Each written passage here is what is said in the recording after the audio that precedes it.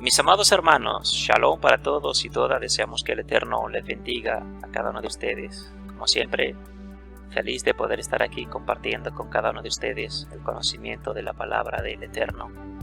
Yo quiero en esta oportunidad hablar a nivel histórico acerca de Yeshua y de Shaul, a quien se conocen tradicionalmente como Jesús y Pablo, abarcando obviamente aquellas personas que en el principio se identificaban como judíos y que su religión oficial era el judaísmo, pero que algunos de ellos, obviamente aquellos que reconocieron a Yeshua como el Mesías de Israel,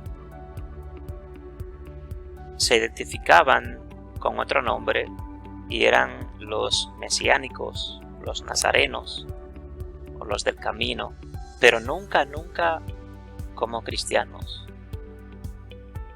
Es importante que usted conozca esto, porque aunque en la Reina Valera dice que por primera vez en Antioquía se le llamó cristianos a los seguidores de Yeshua, realmente no es verdad. Y lo decimos con todo respeto y con todo el amor posible. No se le llamó cristiano por primera vez a los seguidores del Mesías. Se le llamaba los nazarenos o los del camino o los mesiánicos, pero nunca se le llamó cristianos, porque la palabra cristiano o el cristianismo comenzó a surgir a finales del primer siglo de nuestra era común. O sea, aproximadamente el cristianismo comienza a aparecer por primera vez aproximadamente ya para el año 100 después de Yeshua. Por eso entonces yo quiero hablarle de este tema para que usted adquiera un poquito más de conocimiento a nivel histórico, ya que teológicamente muchas veces nos presentan otra historia que es fundamentada en una reinterpretación separada de lo que es la historia real. Por eso le pusimos como título Historia entre judaísmo y cristianismo. El judaísmo como religión oficial de los judíos, obviamente, para el tiempo de Yeshua y para el tiempo de Shaul. Quizás está de más decir una vez más que Yeshua era judío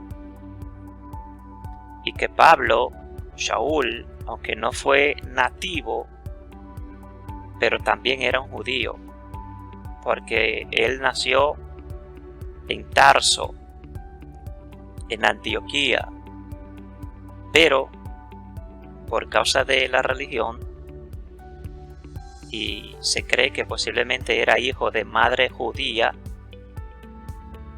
pues se hizo judío y vivió como judío y murió como judío. Diferente a Yeshua, que Yeshua sí nació siendo judío, vivió como judío y también murió como judío. Entonces, ni Yeshua, ni Shaul, ni los primeros seguidores de Yeshua del siglo I se identificaban como cristianos. Esto no tiene nada que ver con la realidad de la historia. Por eso, usted no debe creer cuando se enseña y se dice que Jesús era un niño cristiano que iba todos los domingos a la iglesia. Esto es una pura falsedad que no tiene nada que ver con la realidad. Yo quiero, antes de iniciar, recordarle que si usted no se ha suscrito a nuestro canal, suscríbase, dele like, active la campanita de notificaciones para que usted sea uno de los primeros o de las primeras en que pueda enterarse de cada vez que nosotros publicamos un estudio a través de nuestro canal de YouTube, Conozca la Verdad. En esta oportunidad en la que yo quiero hablarle a usted y mostrarle ciertos puntos o enseñanzas históricas, verídicas. No quiero hablarle de lo que yo he entendido, de lo que yo he investigado, de lo que yo he aprendido o de lo que yo he estudiado. Porque muchas veces nosotros, tratando siempre de enseñar la verdad, quizás es posible que estemos inclinados a ciertos puntos que personalmente quizás sentimos que nos favorecen a nosotros. Aunque yo no me inclino a ningún tipo de religión, mi inclinación siempre va a ser a la verdad. Esté donde esté, tenga quien la tenga. Por eso, de lo que le voy a hablar, o no solo que le voy a hablar, sino que todo lo que le voy a enseñar o a compartir a través de este análisis histórico, va a ser todo leído. Yo simplemente me voy a encargar de leer. Y voy a leer parte de un libro escrito por un maestro muy reconocido a nivel mundial. Su nombre es Mario Javier Savant. Este hombre es un experto en la materia. Sería bueno que usted adquiera de sus libros, que los puede conseguir a través de internet, para que usted conozca más a fondo la realidad de la historia y no simplemente conocer lo que nos presentan a nivel teológico, aunque la teología es buena, pero la historia es mucho mejor. Por eso, para aprovechar el tiempo, vamos a iniciar leyendo todo lo que le queremos transmitir para que usted se sienta más confiado o más confiada de lo que le estamos diciendo, que no es puro invento, sino que es una realidad. Así es que comenzamos. Bien, mis amados hermanos y amigos, vamos entonces a ver lo que nos dice el doctor Mario Javier Savant a través de una de sus tesis. Él dice: Yeshua, ni en su calidad de rabino, ni en su calidad de profeta de Israel, ni en su calidad única como Mesías, jamás se desvinculó de la observancia de la Torá y de su adhesión completa al pueblo judío. Hay cientos de fundamentos históricos y teológicos para afirmar sin lugar a dudas que Yeshua de Nazaret jamás fundó ni pensó en crear el cristianismo. El cristianismo es el producto histórico de ciertas circunstancias del judaísmo del siglo I y de un desarrollo histórico que terminó en el siglo II con la creación de esta nueva religión. No se le puede atribuir al rabino Yeshua de Nazaret ninguna intencionalidad de separar o de dividir el judaísmo. Reitero que cualquier idea contraria a lo que hemos expuesto es completamente antihistórica y pertenece al campo de las justificaciones teológicas que tienen como objetivo sostener la independencia religiosa del cristianismo. Al desaparecer de la escena histórica Yeshua de Nazaret, lo que se había creado era una pequeña comunidad judía mesiánica. No existía diferencia entre los judíos en general y los judíos que se encontraban dentro de este pequeño grupo. ¿En qué sitio oraban los primeros discípulos judíos de Yeshua de Nazaret luego de su desaparición? Leemos en la obra Hechos de los Apóstoles capítulo 3 versículo 1 donde dice: Pedro y Juan subían al templo a la hora novena, la hora de la oración. La primera referencia del sitio donde oraban los primeros seguidores mesiánicos era el gran templo de Jerusalén. Por supuesto, no existían las iglesias. Todos los primeros judíos seguidores de Yeshua, así como Shaul de Tarso, a quien se conoce en el cristianismo como Pablo, como todos los judíos y gentiles del siglo I que conformaron el movimiento mesiánico nazareno, denominado posteriormente como cristianismo, oraban en las sinagogas judías o en el gran templo de Jerusalén. Reiteramos que no existían en el siglo I las iglesias cristianas. Iglesia proviene del griego eklesia, que significa en hebreo keilah o comunidad. Así que cuando los primeros judíos mesiánicos nazarenos asistían a las comunidades judías, en plural keilot, en realidad, en lengua griega, asistían a las iglesias. Pero entonces, ¿qué son realmente las iglesias en el siglo I? Son las comunidades judías, son las mismas sinagogas del judaísmo. Reiteramos e insistimos, no existían las iglesias cristianas en el siglo I porque no existe el cristianismo y los judíos mesiánicos, también llamados como los nazarenos, siendo judíos, asistían a las sinagogas. ¿Cómo podemos probar la asistencia a las sinagogas de los primeros judíos que integraban el movimiento? El propio texto canónico del libro de Hechos de los Apóstoles nos da la más importante referencia sobre este asunto. Dice, y estuvo Shaul con los discípulos que había en Damasco algunos días, y enseguida en las sinagogas predicaba a Yeshua. Hechos 9, 19 al 20. Y llegados a Salamina, anunciaban la palabra de Dios en las sinagogas de los judíos. Hechos 13, 5.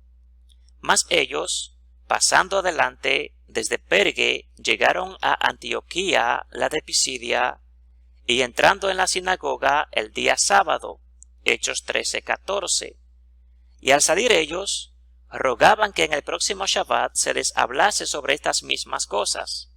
Y una vez disuelta la reunión de la sinagoga, muchos de los judíos y de los prosélitos adoradores de Dios siguieron a Shaul y a Bernabé, los cuales, hablando con ellos, les persuadían a que perseverasen fieles a la gracia de Dios. Hechos 13, 42 al 44.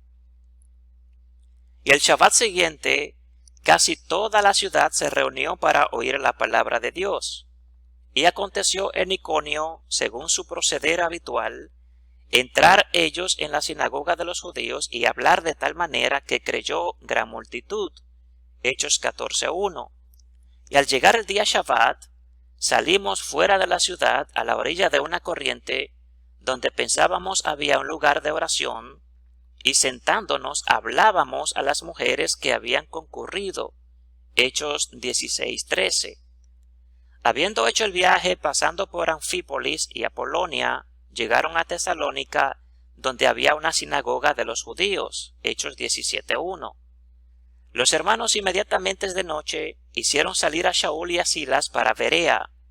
Ellos, llegando, se fueron a la sinagoga de los judíos. Hechos 7:10.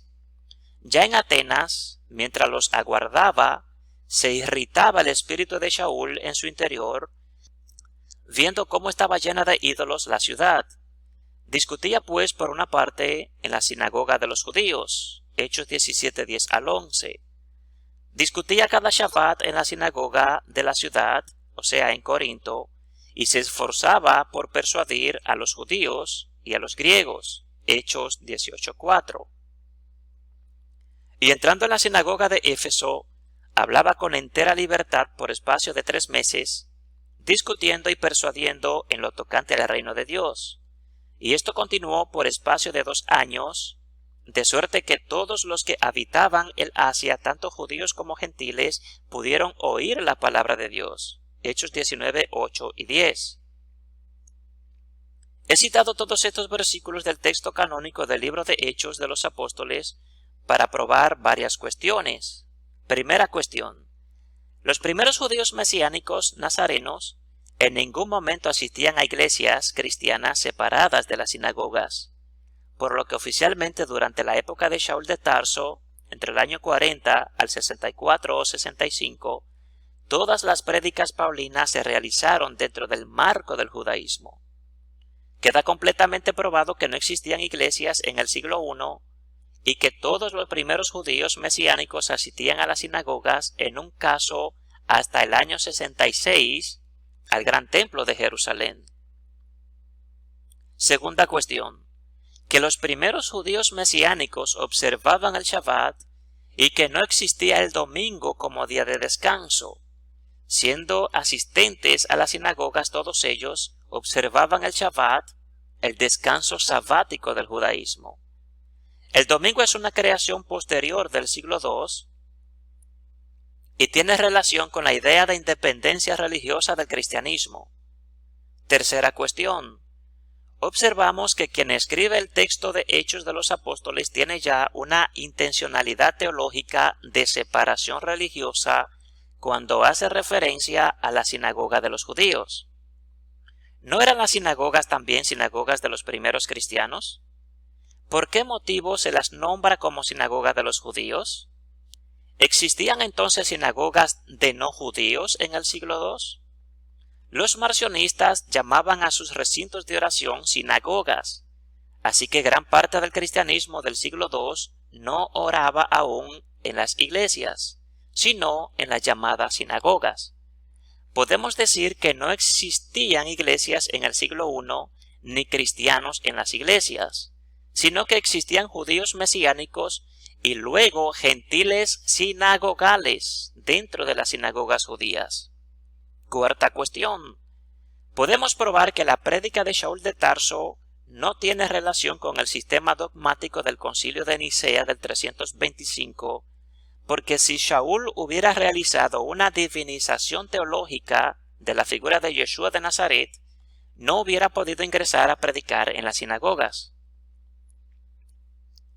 Si los diferentes rabinos de las sinagogas de la diáspora judía permitían el ingreso de Shaul de Tarso para predicar el carácter mesiánico de Yeshua de Nazaret, es indudablemente porque nadie podía percibir ningún tipo de idolatría en su mensaje. Por supuesto, el mensaje paulino era mesiánico, pero no idolátrico, y esto debe ser seriamente explicado para no cometer un error en el análisis histórico. Quinta cuestión. Podemos probar que fue la red sinagogal del judaísmo la que permitió el primer movimiento de expansión del que posteriormente será llamado como cristianismo. Sin la red de sinagogas judías que visita el judío Shaul de Tarso y los demás emisarios del rabino de Nazaret, no podríamos comprender la primera etapa histórica de la expansión. Así que probado científicamente que los primeros judíos que ingresaron al movimiento mesiánico nazareno se encontraban en las sinagogas y observaban en su calidad de judíos plenos el Shabbat, por lo tanto, no podemos decir que existían históricamente como cristianos. Estos judíos se sentían judíos y seguían siendo parte integrante del pueblo de Israel. No hay hasta principios del siglo II ninguna prueba para fundamentar el carácter independiente del cristianismo con relación al mundo judío. Todo el siglo I puede ser considerado como la historia judía de la futura iglesia cristiana, o la historia de un movimiento mesiánico en el interior del judaísmo. Ahora bien, dejando en claro que estos judíos eran judíos y no se sentían parte de otra identidad religiosa, que observaban el Shabbat como el cumplimiento de las exigencias de la Torá y que no pueden ser considerados como científicamente cristianos, tenemos que advertir que es un error histórico denominar como cristianos a estos judíos. No es científico denominar a Pablo como cristiano, cuando en realidad es un judío mesiánico y tampoco pensaba en crear una nueva religión. No es científico denominar como cristiano a ningún judío del siglo I que se adhería al movimiento mesiánico nazareno, porque ninguno de ellos se consideraba formando parte de una nueva religión independiente del judaísmo. Si el cristianismo ha denominado como cristianos a los primeros seguidores judíos del Rabí de Nazaret, es para escindir teológicamente lo más rápidamente posible al grupo del mundo judío. Sobre la idea teológica de la escisión de los primeros judíos nazarenos del seno del judaísmo, me gustaría citar uno de los más importantes autores que estudió la ruptura entre el cristianismo y el mundo judío. Dice José Monserrat Torrens: las historias del cristianismo antiguo suelen dedicar un capítulo previo al tratamiento de lo que denominan entorno o trasfondo judaico de la naciente iglesia. Tal denominación es metodológicamente equívoca. En efecto, el concepto de entorno, trasfondo, contexto remite a una distinción entre un elemento considerado actor y un conjunto de elementos considerados escenarios de los acontecimientos. Según este modo de aproximación, el judaísmo del siglo I, con sus instituciones y sus tendencias religiosas, fue el escenario en el que se produjo y se movió el hecho cristiano.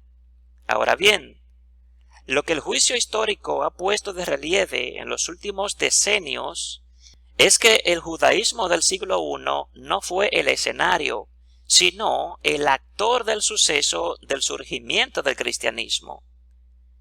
Contradistinguir lo cristiano y lo judío en este periodo equivale a introducir solapadamente un a priori que en último término depende de la teología. La relación histórica del cristianismo y del judaísmo debe conformarse a los esquemas categoriales de relación entre la parte y el todo. Una historia del cristianismo del siglo I es una historia del judaísmo que presta atención a unos aspectos particulares. Solo cuando el movimiento cristiano se desgaja de la sinagoga es pertinente hablar del entorno judaico de la nueva religión, y aún entonces la intensidad de las relaciones de procedencia obliga a distinguir entre el entorno judaico próximo y el entorno sociocultural del paganismo en segundo plano. Otra cosa es la presentación del judaísmo en sus relaciones con el entorno social del mundo grecorromano. Aquí las expresiones entorno y contexto y similares se aplican adecuadamente al tema de estudio. Comparto las ideas expuestas por el erudito historiador José Montserrat Torrens, porque puede comprender cómo el cristianismo ha trabajado la historia de sus orígenes a través de los elementos de distinción e independencia, y no en los términos de conexión y dependencia. Sin embargo, el problema de mostrar las líneas de conexión o directamente el carácter sustancialmente judío del cristianismo inicial hace que todo cristiano se pregunte y ponga en tela de juicio su autonomía religiosa. Las consecuencias negativas que percibió la Iglesia a partir del siglo II de una revalorización de sus orígenes judíos crearon las condiciones del paradójico antijudaísmo cristiano. Sin embargo, leyendo directamente el texto bíblico, no podemos dejar de advertir que estos primeros judíos mesiánicos nazarenos nunca dejaron de observar la Torá y nunca abandonaron la sinagoga como un espacio litúrgico completamente judío. Es más, cuando alguna familia judía o una persona de madre judía no observaba algún precepto del judaísmo, en su momento el propio Shaul de Tarso lo haría cumplir. Ahora bien, el sistema que el movimiento mesiánico y sobre todo el judío Shaul de Tarso quería resolver era el estatus jurídico de los gentiles no judíos dentro de las sinagogas. Quiero ya advertir de una importante situación. Lamentablemente, el cristianismo posterior hace referencia a Shaul como el apóstol de los gentiles. Sin embargo, no existe una campaña activa de incorporación de los gentiles por parte de Shaul en forma masiva, sino una propaganda paulina hacia los gentiles que ya se encontraban incorporados físicamente dentro de las sinagogas judías. Lo que se pretendió resolver en el proceso del trabajo de Shaul no fue la expansión del movimiento dentro de los límites religiosos del judaísmo, sino que lo que se pretendió fue de establecer un marco de legitimidad a los gentiles no judíos que hacía años que ya se encontraban dentro de las sinagogas patrocinando activamente en el marco del judaísmo. Los primeros gentiles que se unen al movimiento mesiánico nazareno no son gentiles del exterior al marco sinagogal, sino por el contrario, son gentiles que se encuentran incorporados a las congregaciones hebreas, particularmente en la diáspora.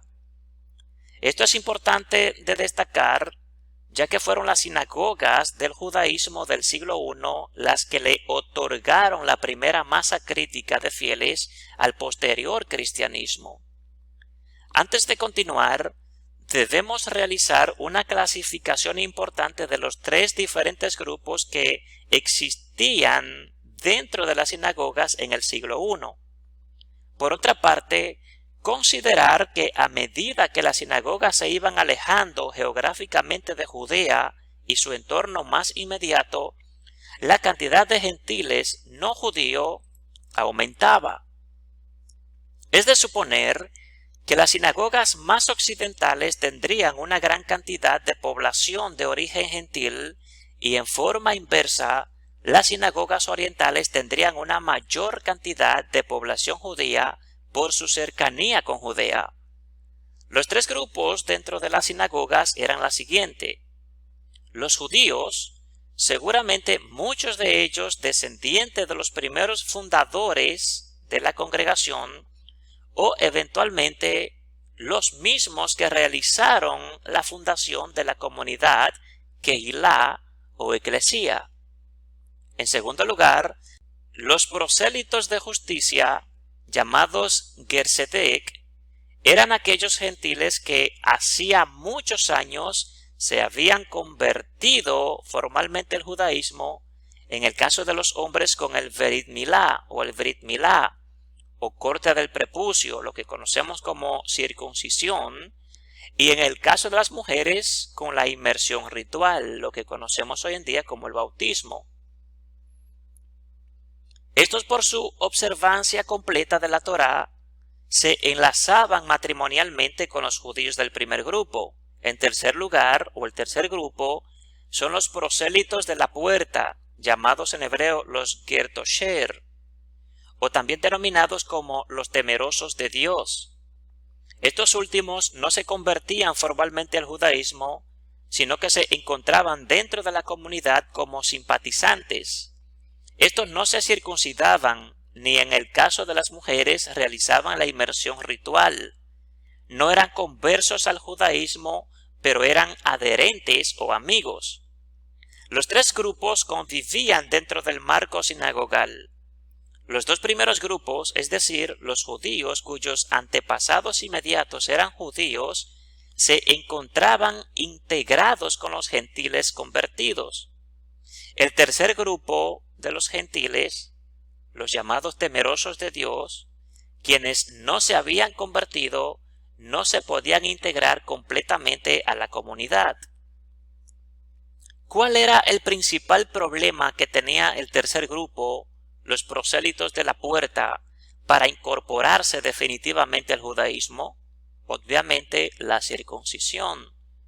Los hombres provenientes del mundo no judío tenían temor a ser circuncidados, como fue el caso de Timoteo, hijo de una mujer judía creyente y de padre gentil, pero que no se encontraba circuncidado.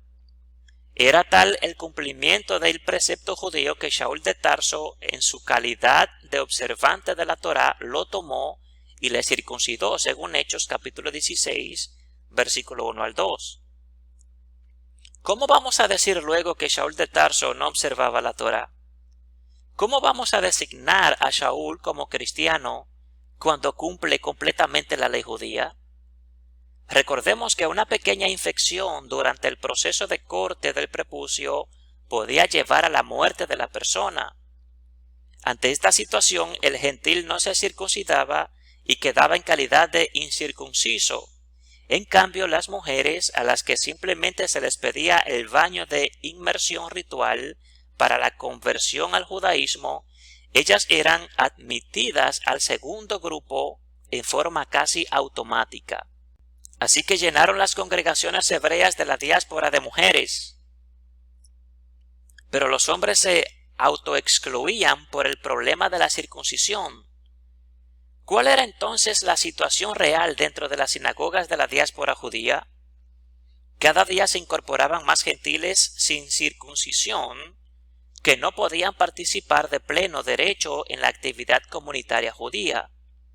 Hasta como hemos podido ver en el caso de un hijo de madre judía como Timoteo, las familias tenían cierto temor a la observancia de la circuncisión.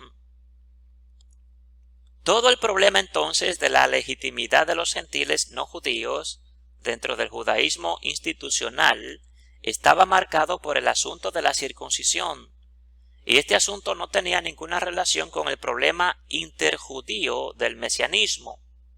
Ahora, por un momento, imaginemos al judío de Tarso, a Shaul, ingresar en las sinagogas proclamando el mesianismo de Yeshua de Nazaret. Hasta aquí no existe una problemática que afectará los límites de la identidad religiosa nacional judía. Sin embargo, el problema de la circuncisión sí es un problema que afectaba la integridad de la identidad religiosa nacional del pueblo judío. Supongamos que un gentil del grupo de los temerosos de Dios cree en el Mesías Yeshua de Nazaret. Este gentil, aún no incorporado formalmente al judaísmo, ya es un mesiánico. Entonces, el interrogante ahora es: ¿se podía creer en el Mesías de Israel sin pertenecer al pueblo de Israel? Entonces aparecen dos posiciones diferentes. Algunos de los primeros judíos mesiánicos nazarenos, que luego serán denominados como judaizantes, afirmarán que no es posible creer en el Mesías de Israel si este gentil no se integraba al pueblo judío. Otros afirmaban que era posible creer en el Mesías de Israel sin pertenecer formalmente al pueblo judío, debido a que nunca en el judaísmo se ha obligado a los gentiles a convertirse al judaísmo. Este problema, aunque indirectamente relacionado con el mesianismo, en realidad no tenía una relación directa con el asunto del Mesías sí, Mesías no, que era hasta ahora el núcleo del debate dentro del mundo judío. Shaul de Tarso, en sus primeros años, se ve envuelto en estos interminables debates dentro de la teología judía. El interrogante de aquella época era: ¿ha llegado o no el Mesías de Israel? Sin embargo, si el Mesías de Israel ha llegado, ¿qué efectos tiene su llegada para los gentiles no judíos? ¿Acaso los gentiles no alcanzan la salvación mesiánica a través del Mesías de Israel? Entonces, no nos encontramos con un debate interior dentro del judaísmo, sino que estamos ante otro problema, y es un problema mayor, porque afecta la identidad religiosa nacional del pueblo de Israel. Si los gentiles no judíos ingresaban en masa dentro de las sinagogas como temerosos de Dios y no se les exigía la circuncisión, entonces la señal de identidad nacional desaparecería y el pueblo judío se transformaría en una religión universal sin su vinculación nacional. En cambio, si se mantenía la circuncisión, continuaba el problema de la falta de legitimidad de los gentiles en el marco de las sinagogas. En sí, el problema no será la circuncisión. El problema real serán los límites de la identidad nacional judía. Ante esta situación, aparecerían en el horizonte dos posiciones, fundamentadas en forma válida. Primera posición: la religión judía debe admitir sin circuncisión a los gentiles a la creencia mesiánica porque en ningún momento el judaísmo ha discriminado la salvación a todos los pueblos. Para esta posición no era ni es necesariamente la conversión de todos los gentiles al judaísmo, sino que ellos pueden seguir siendo gentiles. Actualmente dentro del judaísmo existen muchos que continúan proponiendo a los potenciales conversos al judaísmo la opción de la observancia de las leyes de la Torá a los gentiles. Es interesante que esta es la posición de Shaul de Tarso. Ahora es gracioso que si bien la posición de Shaul coincide con la posición de muchos judíos modernos, la crítica a Shaul es que dejó que los gentiles no observaran la Torá. Sin embargo, nosotros nos preguntamos, ¿Cómo es posible, por una parte, otorgarle validez a los gentiles que alcancen la salvación sin convertirse al judaísmo y al mismo tiempo decir que Shaul de Tarso tergiversó o modificó el judaísmo? Shaul de Tarso jamás modificó el judaísmo. Simplemente luchó para que el judaísmo aceptara de modo utópico la salvación de los gentiles a través de la fe en el Mesías, porque el carácter universal de los profetas de Israel ya admitía esta salvación universal. La posición paulina está fundamentada estrictamente en el marco de la teología judía tradicional. Si un gentil actualmente se acerca a un rabino ortodoxo y pide su conversión al judaísmo, el rabino actuará en los mismos términos que actuó Shaul de Tarso, exigiéndole el cumplimiento de los preceptos de la ley de Moisés para los gentiles, las llamadas 7 leyes de Noé, que explicaremos más adelante. La segunda posición, que será sostenida por el grupo de los judaizantes, dirá que para que un gentil quiera reconocer al Mesías de Israel, debe circuncidarse y aceptar completamente la observancia de la Torá. El gentil se debe convertir formalmente al judaísmo y a partir de allí, siendo judío, puede conectarse con el Mesías. No se alcanza la redención fuera del judaísmo, sino que se debe ser judío a todos los efectos y entonces, en cumplimiento a la ley de Moisés, llegar a la fe en el Mesías. No es posible que la fe en el Mesías automáticamente provoque la salvación de los gentiles, porque entonces, ¿con qué objetivo siguen los judíos observando la Torá? Si la salvación se obtiene a través de la fe en el Mesías, entonces, ¿para qué observar la Torá? ¿No tiene entonces eficacia redentora la Torá? ¿O la Torá es simplemente el marco de identidad del pueblo de Israel? Estamos entonces ante un problema que tiene muchas aristas y no es tan simple como aparece a primera vista. Quiero exponer todos los problemas que causa la solución de este asunto. Estamos entonces ante varios problemas superpuestos uno de otros, y el judaísmo entendía que resolver el problema implicaba automáticamente crear mayores problemas subsiguientes. Vamos a intentar poner orden a la cantidad de problemas teológicos que aparecen en el interior del judaísmo si se quiere dar una solución adecuada.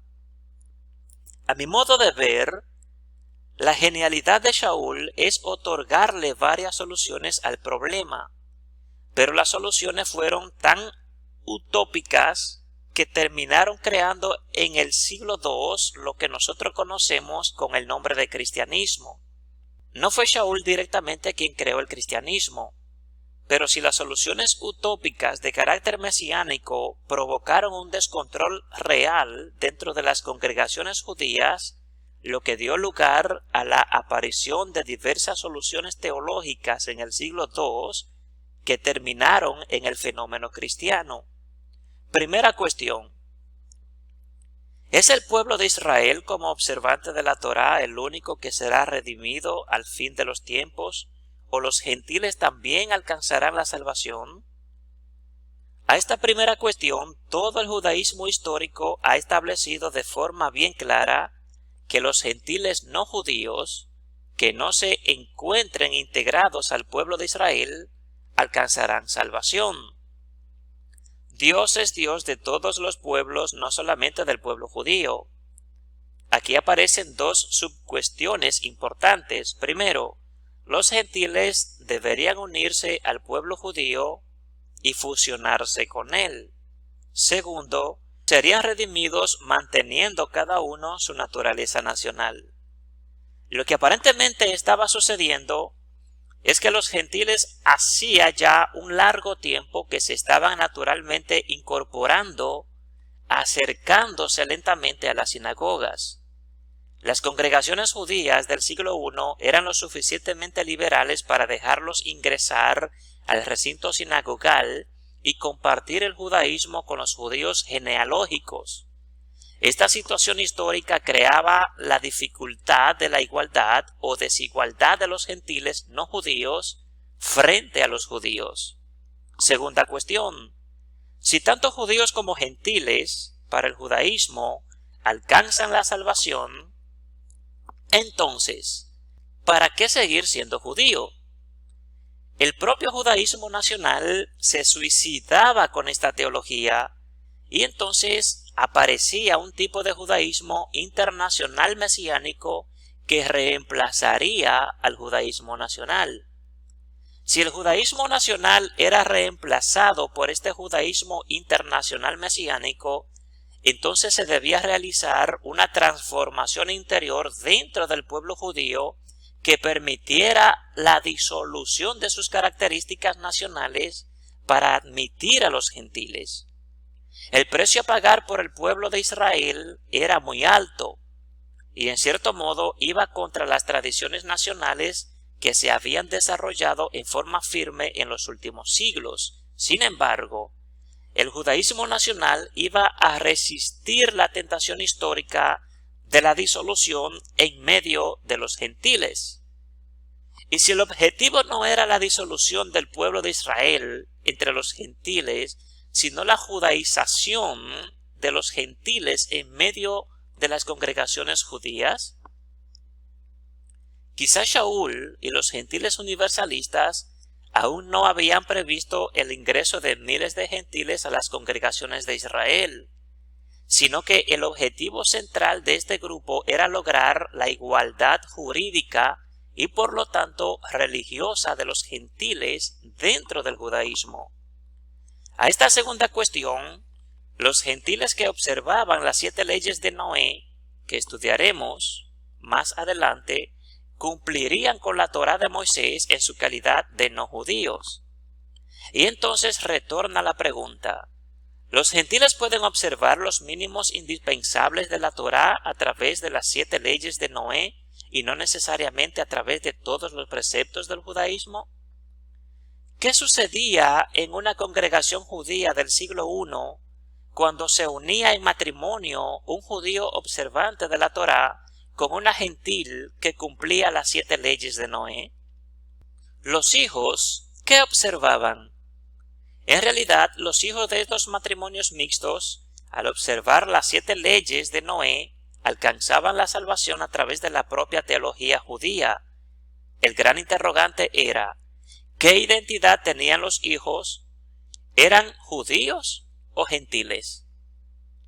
Si era hijo de madre gentil, no se necesitaba la circuncisión. Entonces, si el padre judío pretendía realizar el ritual del corte del prepucio, llegaba su madre gentil e interrogaba: ¿para qué mi niño tiene que ser circuncidado si yo soy gentil? Y además, como gentil, en cumplimiento de las 7 leyes de Noé, ¿se puede alcanzar la salvación por observancia de la Torá? Entonces, la incorporación de los gentiles dentro de las sinagogas, sin la conversión formal al judaísmo, podía lograr que este tipo de judaísmo nacional desapareciera desde adentro. Y si finalmente todas las congregaciones judías, por la mixtura de sus casamientos, terminaban cumpliendo las 7 leyes de Noé, si las 7 leyes de Noé se legislaron para ayudar a los gentiles con el objetivo de unirse a la fe de Israel, paradójicamente estos mismos gentiles, si ingresaban en masa, terminarían a través de su proceso de noejización de transformar al propio judaísmo. Y si el futuro de todo el judaísmo en su conjunto era solamente el cumplimiento de las 7 leyes de Noé, ¿cuál sería el precio histórico? La transformación del pueblo judío era una religión internacional mesiánica que rebajaría las prescripciones legales de la Torá a sus mínimos. Y si llegamos al tercer interrogante, si el precio a pagar por la expansión del pueblo de Israel a nivel universal era la renuncia a la circuncisión como señal de identidad, ¿por qué motivo no se abandonaba la circuncisión con el objetivo de una conversión en masa de millones de gentiles a la fe del Mesías, observando los mínimos de la ley de Moisés. Los universalistas judíos podían pensar que si todo el mundo gentil cumpliera con la observancia de las leyes de Noé, que significa el cumplimiento de la ley de Moisés para los gentiles, el judaísmo se expandiría sin frenos por todo el imperio romano. Sin embargo, en el momento en que el judaísmo podía haberse expandido eventualmente sin fronteras nacionales, quizás convirtiéndose en una religión universal, en ese mismo instante histórico, las fuerzas del nacionalismo judío más potente surgieron de las entrañas del pueblo de Israel y llevaron a la rebelión nacional de Judea del 66 al 70 contra el imperio romano.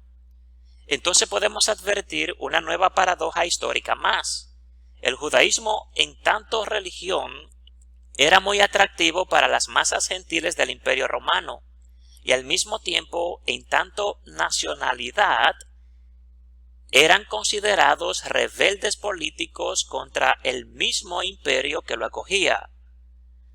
Los judíos de Judea consideraban a los gentiles como sus enemigos, en tanto que los romanos eran los ocupantes de su patria, pero los judíos de las congregaciones de la diáspora, los romanos y demás pueblos romanizados del resto del imperio eran amigos y hasta adherentes de la religión mosaica. El judaísmo internacional mesiánico de la diáspora, en la línea paulina, advertía que el judaísmo tenía una oportunidad histórica en expandir su moral en todo el imperio en esas masas de gentiles deseosas de ser incorporadas a la fe de Israel. Sin embargo, al mismo tiempo, el pueblo de Israel en Judea pretendía la liberación política del imperio romano. Estas dos posturas llevaban inevitablemente a percibir la función mesiánica de dos modos completamente diferentes. Para el judaísmo internacional de la diáspora, el Mesías tenía como función la incorporación de los gentiles a la fe de Israel, y para el judaísmo nacionalista de Judea, la función mesiánica se reducía a declarar la independencia política del imperio romano. Vamos a dejarlos hasta aquí, mis amados, para ser prudente con el tiempo. Si usted se siente edificado o edificada a través de esta tesis histórica del doctor Mario Javier Saván, usted puede sugerirnos y con mucho gusto nosotros le vamos a brindar una segunda parte y hasta más de una segunda parte para seguir hablando y confirmando históricamente la veracidad de lo que fue el judaísmo y el cristianismo en el primer siglo. De manera que agradecemos al Eterno por esta oportunidad y gracias a usted por dedicar tiempo de su vida para aprender juntamente con nosotros. Así es que deseamos que el Eterno le guarde, que el Eterno le bendiga. Hasta pronto. Shalom.